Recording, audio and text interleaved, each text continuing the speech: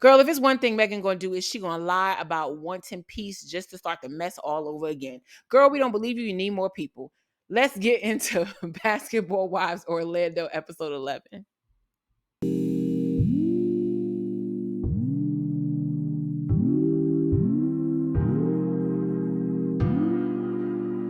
Hey, question crew, we are back and we are catching up, y'all, because the last episode of Basketball Wives Orlando aired this week, and I will be dropping that review this week as well. And we're gonna get into a little Basketball Wives Orlando tea, honey, because out in the streets it is getting treacherous and we need to discuss.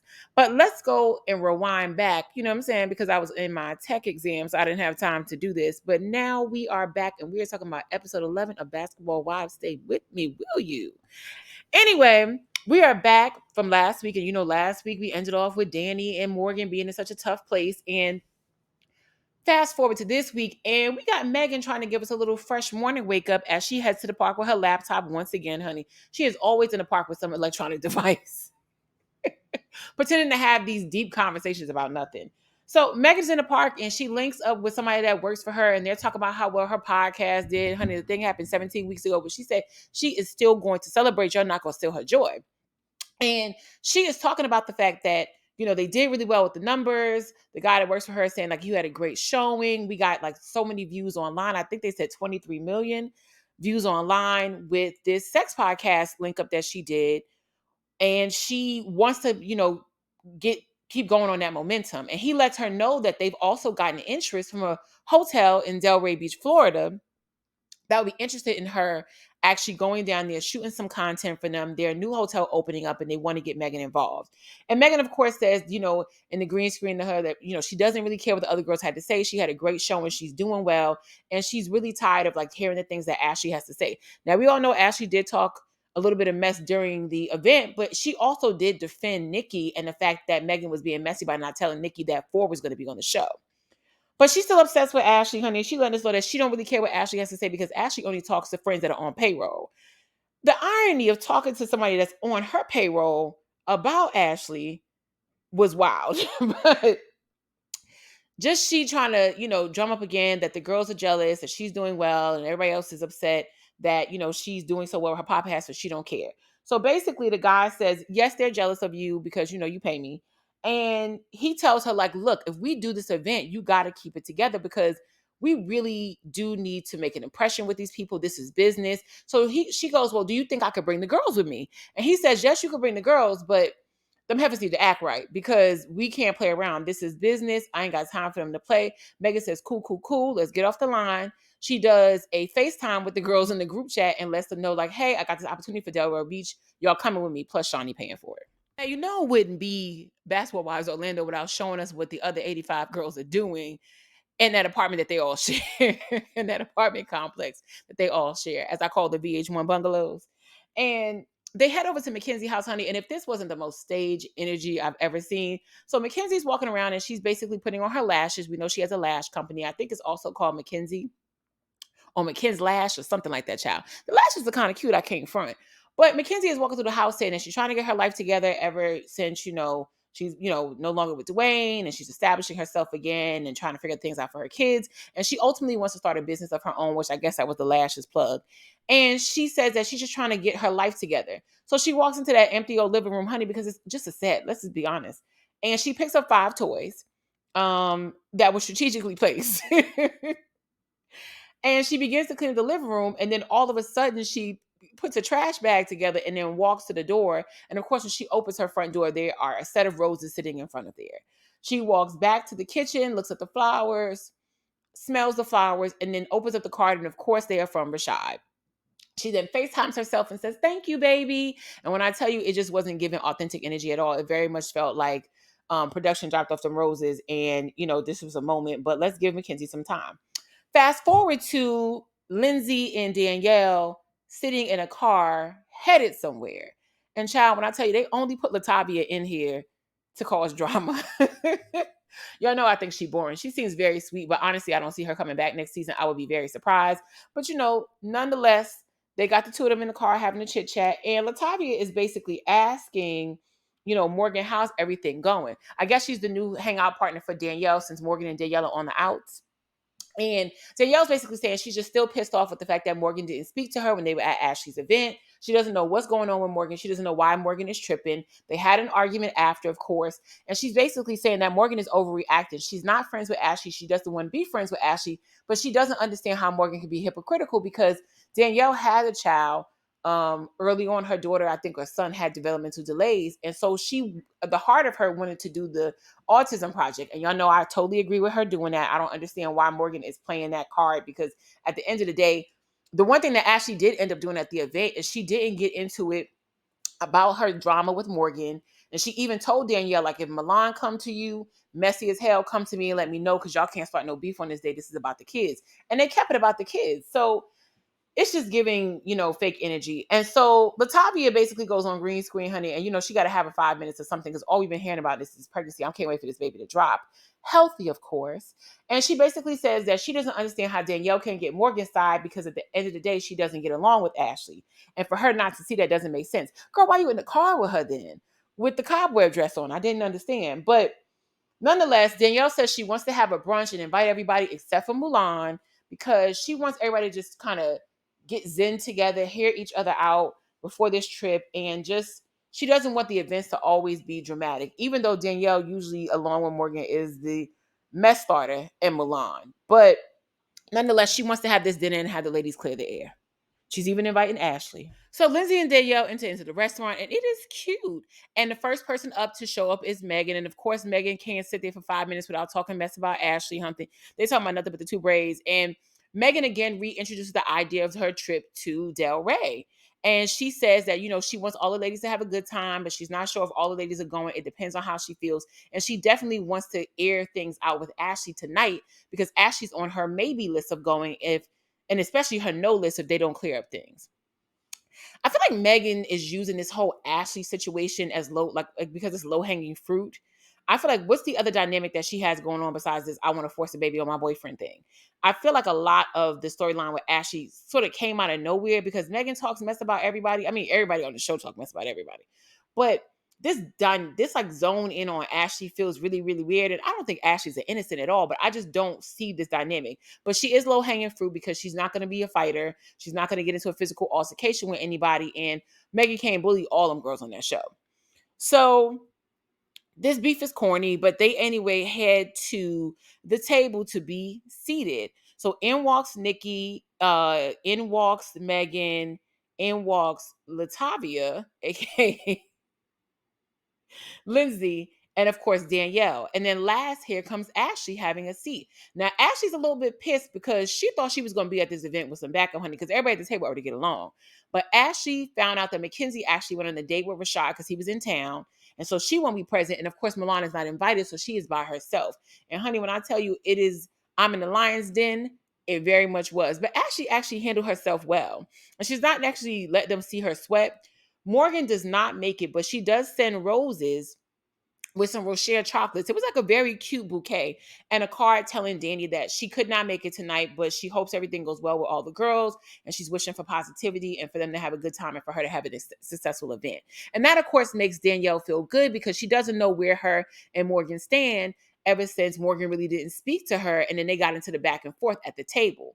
So she's feeling a little bit good, but she does want to clear up things in the air with Morgan, before they go on this trip. So of course the ladies start off with the same, I don't want no negativity, just to start negativity, honey. And when I tell you it only took 2 minutes for Megan to go in and start asking Ashley, like, hey, do we have a problem? And she's saying, like, I don't really care how Ashley feels about me. I don't care how she thinks about me. This is all before Ashley showed up. And sure enough, as soon as she gets there, she's like, look, Ashley, I don't have a problem with you. Now Megan talks. She goes, I don't have a problem with you. I don't have a problem with this. I don't have an issue what's going on. I just feel like, this happened. This is something that happened with us that's going on, but I don't really have an issue with you. I feel like we cleared the air. Da, da, da. She talks real fast when she lying. So Megan gets to a point to say that the main issue that Ashley had going on with her, is resolved and there's no beef. Now, Ashley, of course, lets us know on the green screen, I don't believe none of that because Megan has retracted on that. I don't have no problem with you so many times. And girl, you made the night about having a problem with her and clearing it up. But Ashley does come back and say, like, look, we don't have to beef, but I do want to know what made you feel comfortable enough to say the thing about Mulan. And if you felt like that, why didn't you clear, you know what I'm saying? Like, why is this such an issue with you? And where did you really get it from? So Megan says that the reason that she said what she said to Ashley comfortably at her event was because she was told by Danielle, who was told by Morgan, who was told by Mulan that Ashley, tried to run like a little brothel in her house, or basically they had some sexcapades going on. So she's taking that as noted, and she's like, okay, I got to definitely talk to Milan about that. Halfway through the dinner, honey, Ashley's still not believing her, but Danielle has decided to move the dinner forward to now ask Ashley, because she feels like she's being cool, about whether or not she could talk to Mackenzie, because she feels like Mackenzie is telling her business to Rashad. So Danielle basically says, like, can you talk to your friend, because I'm hearing things back about my whereabouts for Rashad, meaning that Rashad knows about what she's doing with the kids or where she's at and things like that. And she feels like that's being reported back by Mackenzie, and she's not here to play with her. Man, why are you including her in your drama in your business? That's not that lady business to run back and forth. Y'all claim y'all don't want no drama. Speak to her yourself. If you could sit down and have a civilized conversation with her, it would be cool. But you keep getting upset with her about the situation. She keeps saying, like, oh, I just think it's whatever. So Ashley, she said, and on top of that, she's ugly. And Ashley said, well, I don't think she's ugly. That's not my friend. I'm not going to say that. She said, well, I don't know if it's about being ugly, but I think she's in love. And she goes, love. He don't talk about her that way. Girl, why you keep getting hyped for this man that ain't chasing you? Like, we get it. You had Rashad first, but clearly other women have had Rashad multiple times after that, because y'all not together no more. You're no longer the fiance. It doesn't make any sense to keep pining after him and going after any woman that's not Milan for a man that don't even want you, not serious enough to have kept you. So what is the drama? Anyway, Ashley says, look, let's get this stuff off the table and let's move on. And I totally agree. She basically says, look, I got some pretty ass friends. Maybe they was hoes at the house. I don't know. But the fact that y'all keep running this madam story is getting on my nerves, and we haven't eaten a damn thing at the table yet. So it's the day of the trip to Delray, honey, and the girls are super excited just to be going a couple of hours down from Orlando, because it's still in Florida, honey. It's not like it's this mass trip. Let's just say that the cash trip probably was a little bit cheaper, because they're like, look, honey, if this don't work out, we're not even getting to season 2. So there's no reason for us to actually send you to Italy or France or any of those other things. Let's keep it right here in Florida. Not them traveling the panhandle. So Megan further, stirs the pot regarding the split, even though she's acting like she doesn't want any drama, by splitting up the girls into 2 buses. One she calls the fun bus, and the other one she calls Team B. Now, the fun bus is going to be Megan, Lindsay, Nikki, Morgan, and Danielle. And the B bus is going to be Mulan, Neek, Mackenzie, and Ashley. And honey, that's the thing about it. They don't already mess with each other. So it's like, we good. Like, it actually wasn't as divisive as I think she thought it was going to be, because the girls are fine. I don't think I would want to ride in a situation with anybody to a bingo night if I didn't get along with them. Honey, shout out to Black women that's older that be beefing. If y'all got a grandmother or anybody like that who really be in the mix, they still don't like each other. Anyway, so she basically is saying, like, this is going to be the fun bus. These are all the girls with the good attitudes, and the pretty bus, and these are the other girls. So everybody's on their respective buses, but nobody seems to be upset. And honey, Ashley got a hat for the ride that says, hello, madam. So she's not out here playing, honey. She's like, look, if y'all going to call me that, it is what it is. And let's be honest, acting like, they really making this decision, honey, this was whoever was on the call sheet at what time and who needed to be split up. The divisiveness is killing me, but it doesn't seem to be bothering anybody else. Anyway, they head on down to Beverly, and they're traveling. Not too much is actually going on each bus. Of course, the fun bus is constantly focused on the girls on the B bus, and the B bus girls are focused on the girls on the A bus. So it's just one of these things where y'all split apart, but y'all can't stop talking about each other. Obviously, on the fun bus, Megan is making these, long latitudes about how this the fun bus and they ain't got no drama. Nikki always pretends to be a peacemaker or wanting everybody to get along, while low-key shading girls underneath. When I tell you Nikki is a straight flip-flopper and annoying on top of that, like, girl, stand on business. Either you mess with these girls or you don't. I like everybody, but then I want to talk and mess with everybody and then say, oh yeah, you did tell me. It's like, she's so, to me, it's just, I feel like she's kissing Megan's ass right now through most of the series. And it's very, very annoying to see, because I thought she would be more independent in thought, but I think she just wants to stay on the show. So they give a toast. Everybody's got snacks on the bus. They give a toast on the fun bus with Megan about how they're going to have a good trip. They're going to have a good time. They start taking pictures. They twerk. They swirl around the pin. It's supposed to look fun to us, honey. And they basically say like that, you know, we're the fun bus, we're having a good time. Over on bus B, they are talking things out because they're expressing the fact that they really don't want to have the drama with the girls. Mulan says she does want to approach them about some things that have been said about her. And Ashley's giving them the lowdown about the dinner and the fact that that Danielle asked her to talk to Mackenzie about talking to Rashad.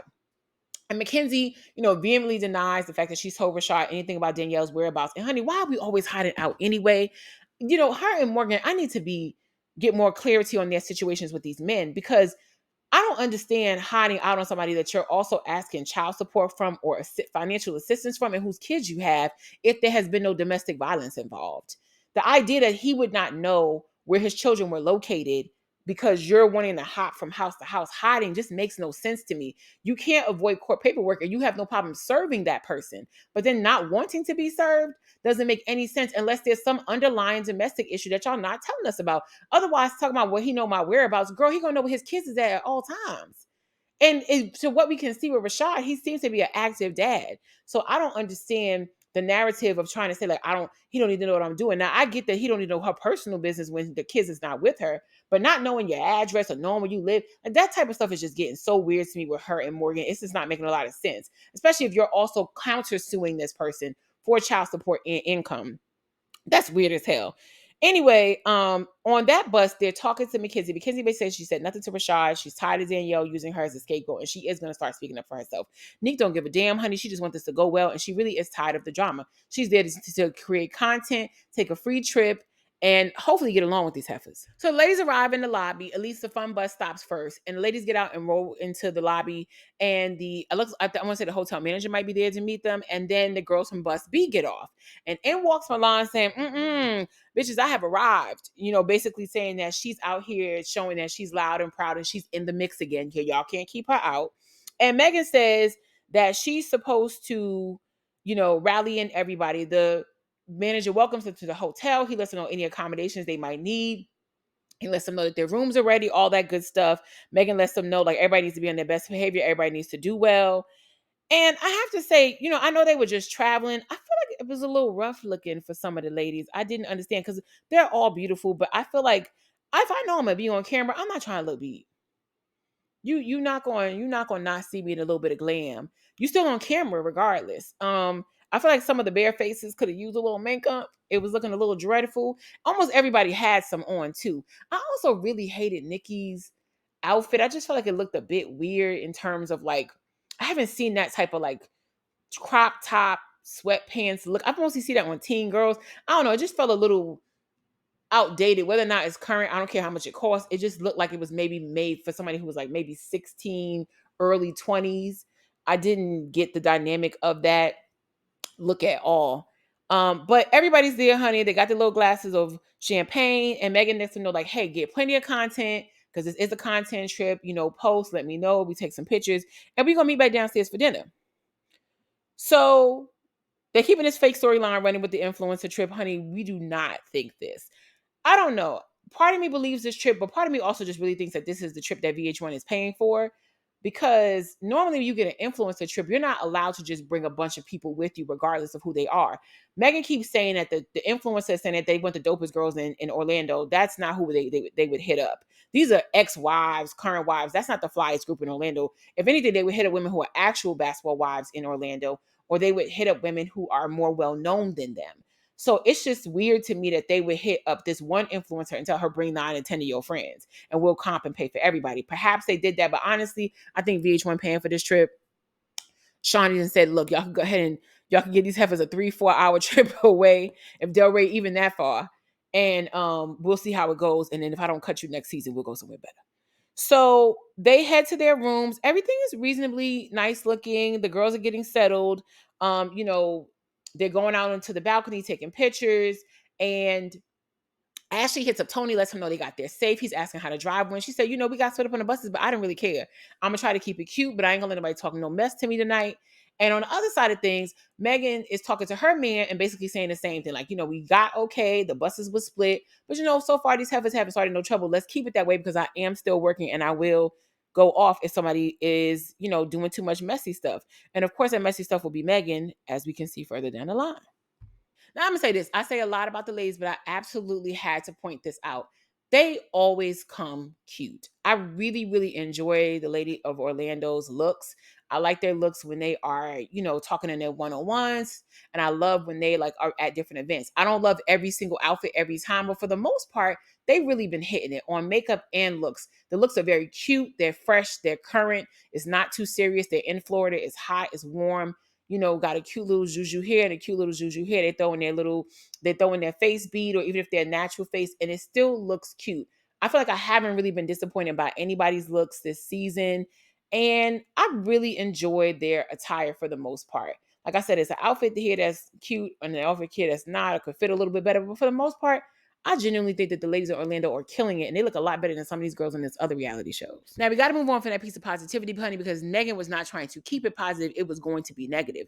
The ladies walk into a really nice private area to dine, and everything seems well and good. Of course, they sit down, and Nikki starts that fake, oh, I want everybody to get along. Ain't it cool that we get along and we not starting no trouble? I feel like that's her key word for I know we need to start some mess. So let me be the person to make it seem like, oh, we're all getting along with no problems, and then a problem erupts. And I felt like, and y'all let me know this in the comments, I feel like she sort of put an eye view on Megan to kind of say, get it started. Because she looked at her kind of weird, like a wink. And I almost felt like that was the set it off sign. So they are supposed to be cool. Somebody else gives like a toast. And of course, Megan says, well, I need to still make it seem like, make sure I clear the air with Ashley because I don't believe her when she says she don't have a problem with me.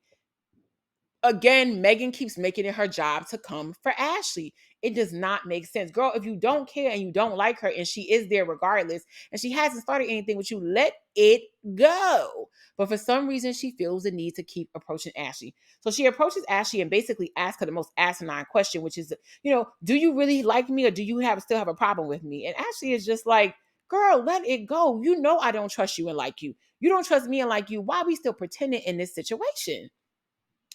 So Megan keeps it going. Ashley finally says calmly, like, hey, look, I don't trust her. But I also don't think that we need to beef on this trip. I feel like Ashley's the type of girl that knows how to be in professional spaces and places, whether or not she is also part of the drama. Like, at least when her own events, it seems like she knows how to do that. And at the other girls' events, she also will keep it classy. Now, she might be a treacherous snake underneath, but she is still not shedding her skin in front of everybody while they're at professional things. And it's like Megan just wants to start something, even though she wants them to not have drama and to keep it classy. So Ashley basically said, like, look, girl, I don't think you really care for me. I understand where you're coming from, but I do feel like a lot of the drama that happens, you like to keep the mess going. And I don't really care for that. But in the future, if you think I'm doing something, at least check with me first, or at least verify information that you get instead of just accusing me of something. And of course, Megan does that little girl, I say what I want to my friends kind of energy. And it's like, girl, why am I even trying to reason with you? And at this moment, it should have just stopped there and they should have went back to positivity. But no, no, no, no, no, no, because little Miss Mulan is like, while we're on the subject, I want to know what the beef is with me. But before we get to Mulan, there's then this move to Mackenzie. And specifically, Megan's like, well, Mackenzie, how are you doing? How's everything going? You're so quiet. And Mackenzie, like, I just like to observe. You could tell that they use, like, Ashley and Mackenzie aren't necessarily victims, but they are being bullied openly. And it's so weird to watch because Mackenzie was literally silent. And when I tell you Neek's face is how I felt about the situation, like, girl, why you starting with this other young lady? She didn't say nothing to you. She didn't even say anything bad. They answered the questions Megan asked because she asked everybody whether their room was nice, was the hotel nice, and everybody gave very complimentary things. But of course, she then tries to start with Mackenzie. Mackenzie says, I'm good. I don't have any problems. I just like to observe. And then Mulan is like, oh, I have some things I want to say. So Mulan is like, look, I want to set it off because y'all were talking shit about me in this last episode, and I really want to know where is the drama coming from. And so she basically asked, like, why is her name being thrown up into different things in regards to Ashley? Because Ashley introduces the fact that they had told her that previously Mulan was the one that told them about the whole possible, hoeing operation or whatever was going on at Ashley house. So she basically says that I don't understand how I'm brought up in this situation, and she's saying she hearing it from Danielle, hearing it from Morgan, and she's trying to figure out what that was. Now, Danielle goes on to say that, she did say it, that Ashley, had hoes at her house or whatever, and her friends were hoes. And Milan's like, well, it's crazy to me because you talk a lot of mess about everybody too. So they go back and forth. And she says, because, she's like, well, you talk mess about everybody in this room and you be telling people business. Now, Milana already told us that she tell people business, honey. She done said it several times, but so do everybody else in this. But either way, her and Danielle are going back and forth about both of them not being sneaky and being well trusted. And Mulan says, yes, I did say something about this, but you're no better than me. And she said, what is your real beef with me, Danielle? Because we were cool. So is this all because I wouldn't accept your apology? And Danielle says, well, girl, I don't give a damn about your apology. She said, well, wait a minute. Had I accepted your apology, we would still be cool. Is that not right? And Danielle says, yeah. Girl, what the hell? You did not like that she didn't say that. And Danielle says, well, I apologized to you multiple times. And I said genuinely that I was upset. So they go back to the fight that happened at Mulan's peace party, where basically they all got into a scrap in that Some People establishment, and Neek threw Morgan's shoe over the roof. So she basically is saying that, the only reason I end up hitting you in the face is because you had reached over and you had actually hit Morgan first. And then it was a whole melee of slaps. And I was just trying to defend my friend. And I never would have tried to hit you on purpose. But she says, but Milana's like, yeah, but you having all this beef with me and you really wouldn't have had this with me if we were still cool. So you being really fake right now. She said, the crazy part about it is that you're talking about me and you're not a real friend to Morgan because you said that you talk mess behind her back. So Morgan is like, because she's still kind of on a fence with her feelings about Danielle and their friendship. And she doesn't trust Danielle because she feels like Danielle is going to Ashley events, even though she's going to Ashley events, but she's still not feeling the autism event. And in general, she feels like, are you telling her stuff because Morgan thinks everybody is coming after her? So she basically says, like, what do you mean? So she's like, well, you basically said that, Morgan is a loner when she wants to be. She's not a very good friend. Now, when she said Morgan wasn't a good friend, when I tell you the rest of the table looked like, oh, we heard that same thing too, but we not finna say nothing. Them faces looked up, honey, because Nikki's face looked weird. Latavia's face looked weird. Okay, all the Destiny's Child on that end was like, we have heard that. So she proceeds to say that Danielle has said about Morgan that she is, she could be mean. She's not grateful about certain things. She could be a loner. She doesn't like if you're being talked to and somebody else is not talking to her. And she has like low self-esteem, basically, like a bunch of different things that she went down the line. And Morgan's face is like, whoa. Because she's already on the outskirts of Danielle. And Milan's like, look, I'm not trying to cause a rift between your friendship, but that's the truth. So the thing is, you saying I'm talking all this mess, but you be talking about your friend behind her back, calling her bestie 24/7. So she says, I'm not lying to you. So Danielle is going off and going off. And so Morgan says, well, did you say that? And Danielle says, no, I would never talk about you. She's lying. Da, da, da, da. Now, the rest of the group is like, that's fine. But they also don't disagree. So Morgan said she doesn't know who's telling the truth and who's lying. She's kind of uncomfortable at this point because she just kind of gave an olive branch with the roses to Danielle, but they really are not back totally cool. She becomes upset and she leaves the table, honey. And the dinner is over. So we go upstairs and Megan is coming to Danielle's room to check on her and she's bringing food from the table. And so she comes in there, and of course, they still talk about Ashley and calling Ashley names. And then they go into a conversation about whether or not Mulan is telling the truth about her with Morgan. And Danielle vehemently denies it again and says she is not talking mess about her bestie. And she's really pissed about the fact that Mulan would say that because her and Morgan already have a stressed relationship. And, she doesn't know what's going to go on. However, Morgan is in her room contemplating, does she believe everything that happened? So she said that she does not necessarily believe her. And she's not really sure if she trusts her.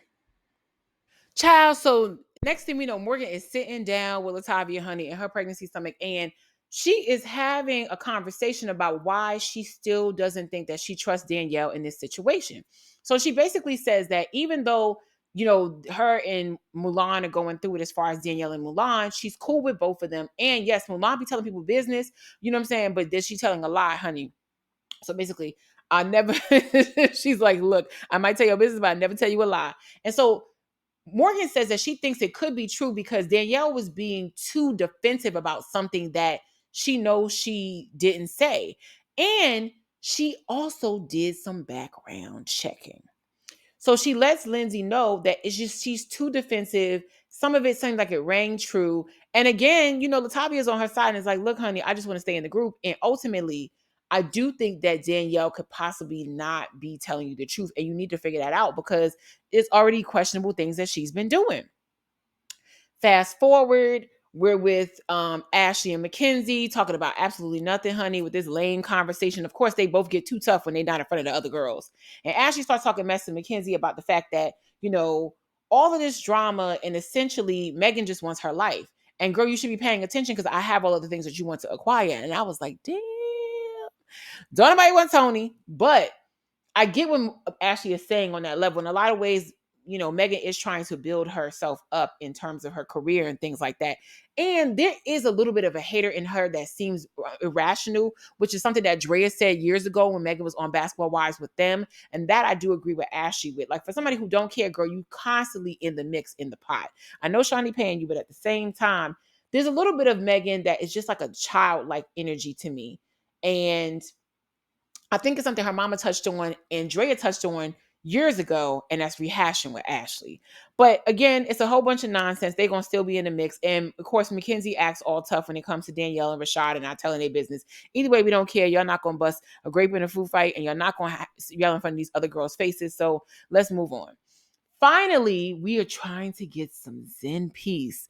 I'm no Rengekyo.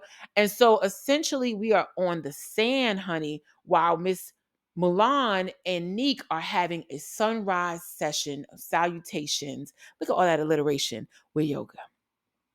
And they're coming to the end of everything and the peacefulness, and they're starting to talk about what happened this weekend and drama that took place. And Mulan really feels bad because she wasn't trying to cause a further wedge in Danielle and Morgan's relationship. But she does want to highlight the fact that Danielle is a snake when it comes to Morgan, and she plays that's my best friend. That's my best friend. That's my best friend. That's my best friend. My best friend from them. So she basically is saying, like, you play all of that, but you really be talking behind this girl back. Morgan ends up approaching them on the beach as they're talking, because they also talk about the fact that Mulan feels bad and she wants to apologize to Morgan because she hates that she had to use her as an example and she wasn't trying to cause a further wedge. Morgan ends up coming out because she wants to talk through with Mulan what happened and sort of apologize to her because she wasn't trying to cause an issue between her and Ashley, but she was just saying who she got the information from. They sort of make amends, and Mulan lets her know, like, girl, I was not lying to you. Y'all can say a lot of things about me, and I do tell people business, and I need to be better about it, because, Morgan always used that, I'm young, and I'm trying to figure out how, not Morgan, Mulan always used that, I'm young, and I'm still trying to figure out how to process stuff. I think I was petty, but, girl, you're going to have to stop using that age thing. Okay, because you don't look 22, mama. You're a beautiful girl, but you definitely look like you closer to your 30s and you like you closer to your 18-year-old age. So you need to start acting like that, especially because you try to give up that maturity level so much on the show. But Morgan says that she understands, but she does, in fact, believe Mulan, because not only does she keep thinking about it over and over in her head, because she's going to stew on something, honey. If Morgan do anything else, she's going to stew on something and hang on to a bite of anything forever. But she also talked to some people that her and Danielle both know. I'm assuming it wasn't just girls in the group, and they confirmed that Danielle been talking mess about her. And that is something that cannot be denied. So that's the end of the episode.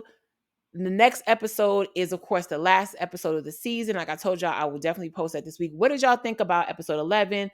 How do y'all think the dynamic is with these women at this point that we're at the end of the show? And do you think they deserve another season, child? Let me know down in the comments, and I'll catch y'all in the next one. Bye.